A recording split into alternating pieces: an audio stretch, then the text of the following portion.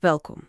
Vandag spring ons weg met 'n onderwerp wat miljoene mense raak. Maar een waaroor ons selde hoor praat. Presies, die versorging van chroniese wonde.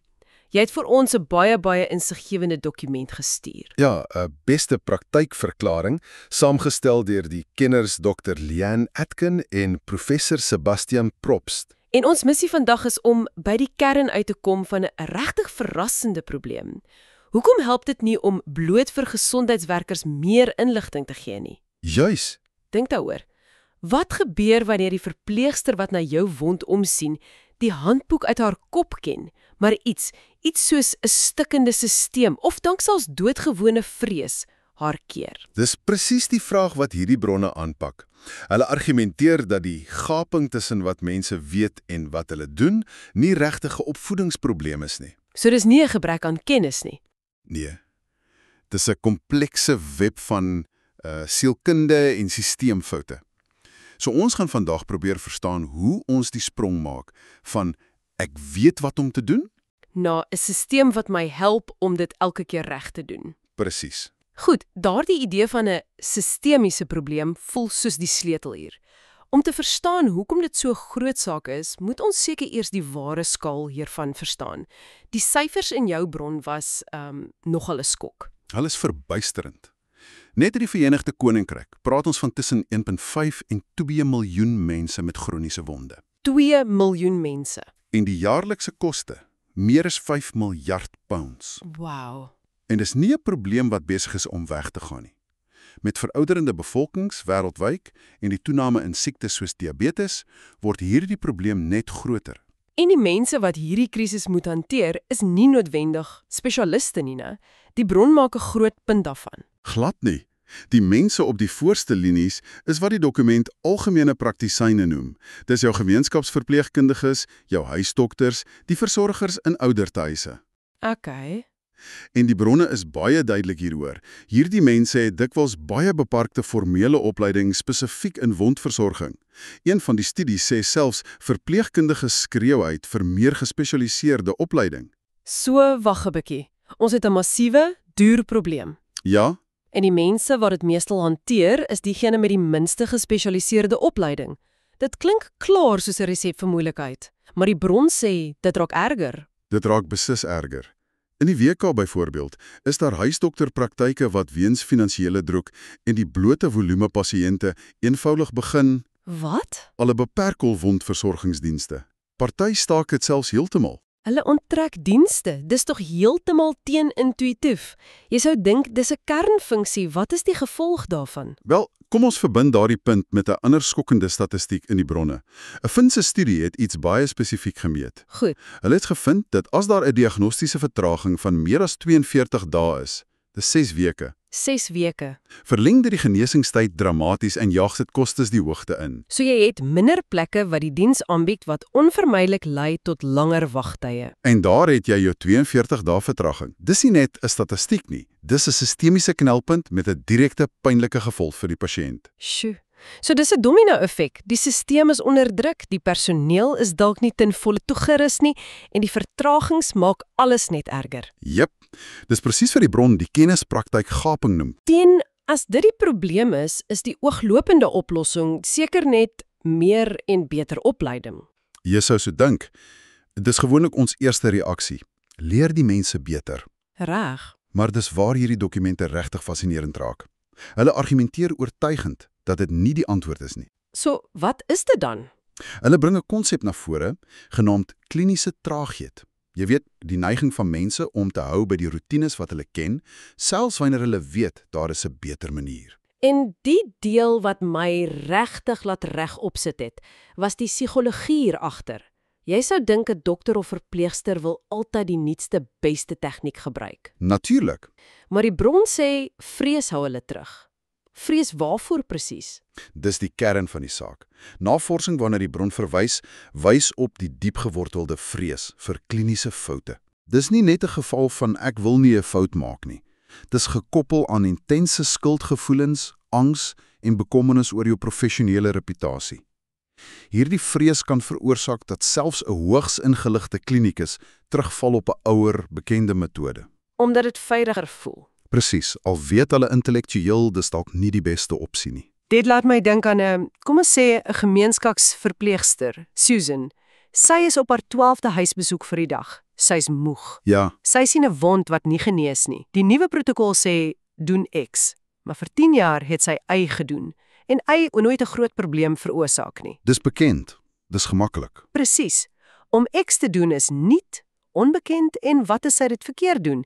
Dis makliker en dit voel veiliger om net weer Y te doen. Dis kliniese traagheid in aksie. Daardie voorbeeld is perfek. En daar is navorsing wat dit staaf. 'n Studie deur Kennedy het presies dit gevind. O, regtig? Hulle het gewys dat selfs na 'n opvoedinglike kursus, klinisi net betroubaar op hulle nuwe kennis reageer as twee dinge waar is. Hulle moet 'n hoë vlak van sekerheid hê en 'n gevoel van dringendheid. Sonder daai twee faktore. Is die verstekposisie altyd die ou bekende roetine. Goed, so as opleiding alleen nie antwoord is nie en die dieper probleem psigologies is, vrees en die gemak van roetine, hoe op aarde los jy dit op? Wel, Jy kan tog net vir mense sê ou op bang wees nie. presies, jy kan nie. En dis waar ons by die deurbraak idee in hierdie bronne kom. In plaas daarvan om die mens te probeer verander, Verander jy die stelsel? jy verander die stelsel. 'n Australiese proefstudie het iets briljant eenvoudig getoets. Hulle het klein wenke by die punt van sorg in die elektroniese mediese rekords ingebou. Soos 'n klein digitale herinnering. Juis.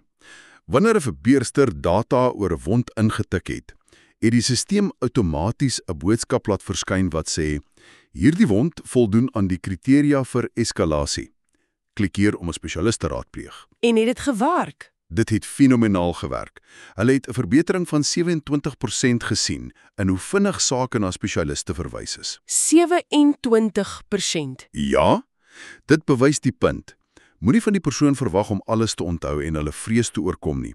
Ontwerp 'n stelsel waar die regte besluit die maklikste besluit is. Okay, so ons het vasgestel die probleem is nie gebrek aan kennis nie, maar vrees en stelselfoute. En die oplossing is om die stelsel te verander. Hoe lyk so 'n stelsel in die regte wêreld? Wel, dis waar die bron 'n baie slim 4-puntplan voorstel.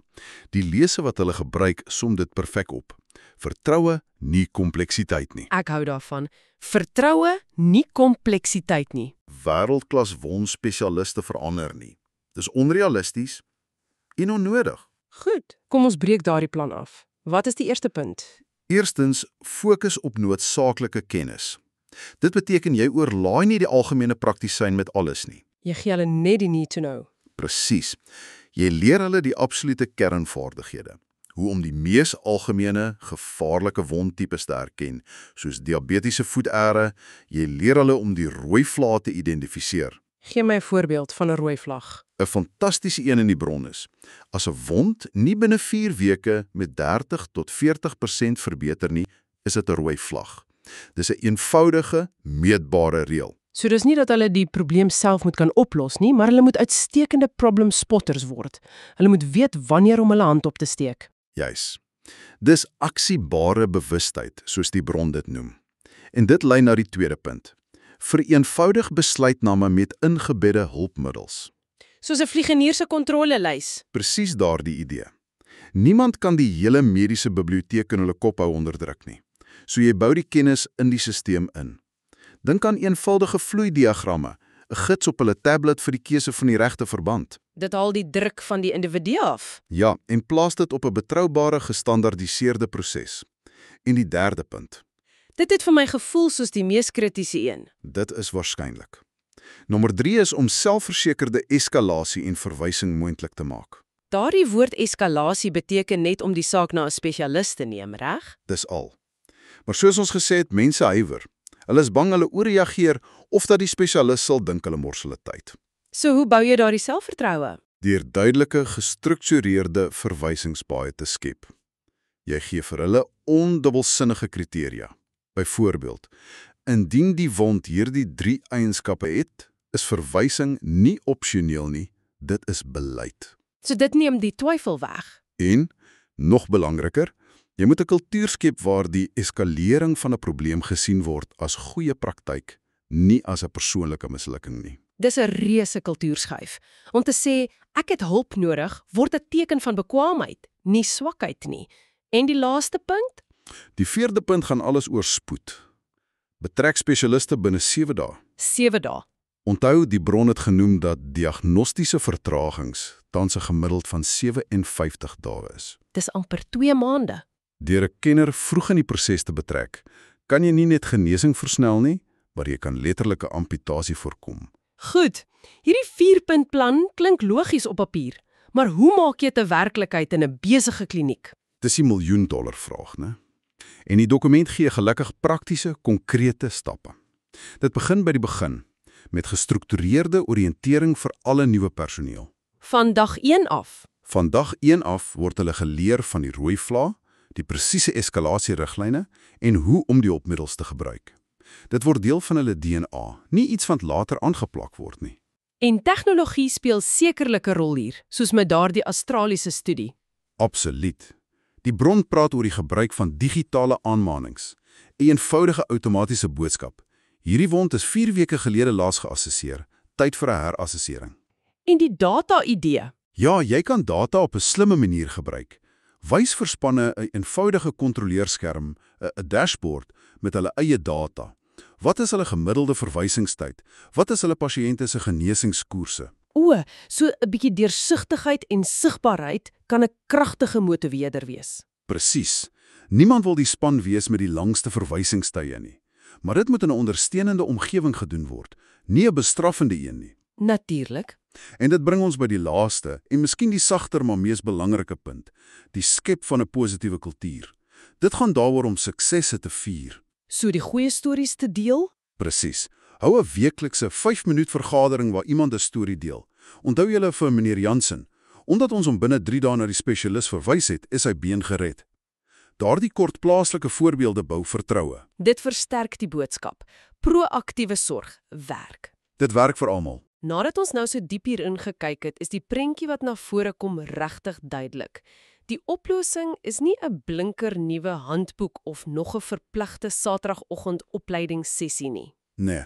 Dit is 'n fundamentele herontwerp van die stelsel om die mense op die voorste linies te bemagtig. Dit gaan daaroor om die menslike faktore te erken, die vrees, die onsekerheid, die mag van gewoonte, en om dan stelsels te bou wat dit in ag neem. Jy verskuif die las. Ja, jy verskuif die las van die individu se feilbare geheue en emosies na 'n goed ontwerpte ondersteunende proses.